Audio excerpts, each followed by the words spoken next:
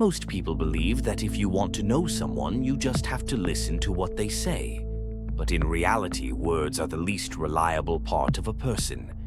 Philosophers like Nietzsche warned us, every human being is a mask, not because we're liars by nature, but because the world demands performance. We hide parts of ourselves to survive, to be accepted, to protect the fragile child still living inside us. And here's the paradox. The more someone tries to present who they are, the more they actually reveal who they're not. The mask and the leak. Think about this. A confident laugh that sounds just a little too loud. A sharp critic who can't stop pointing out flaws in others. A long pause before someone answers a simple question. All of these are cracks in the mask. Silence, contradictions, body language. They tell you more about someone than the speech they carefully prepare. Words are rehearsed, but hesitation? That's pure truth leaking out. The rule of contradictions. Here's a secret. The strongest claims often reveal the deepest doubts. The person shouting about loyalty has probably betrayed someone. The one preaching purity might be battling hidden shame. The leader obsessed with control? They're terrified of chaos inside themselves. Every exaggeration is an admission.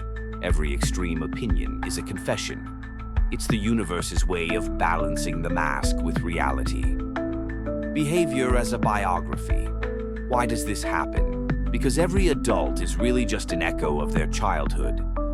The child who was never heard grows into the adult who dominates every conversation. The one who was criticized too much becomes the harshest critic of others. The child who lived in fear becomes the adult desperate to control everything. We think we're rational beings making choices, but really, we're patterns. Patterns that began long before we knew who we were. How to read people like a philosopher. So, how do you read people without being fooled? Pay attention to their silences more than their words. Look for what they repeat. Patterns reveal wounds. Notice what they criticize most because it's often what they can't face within. And most importantly, don't take their behavior personally. When someone lashes out, lies, or wears a mask, it's rarely about you.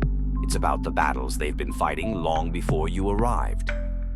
The final insight Nietzsche once wrote, every profound spirit needs a mask. Not because people want to deceive you, but because they're still trying to deceive themselves.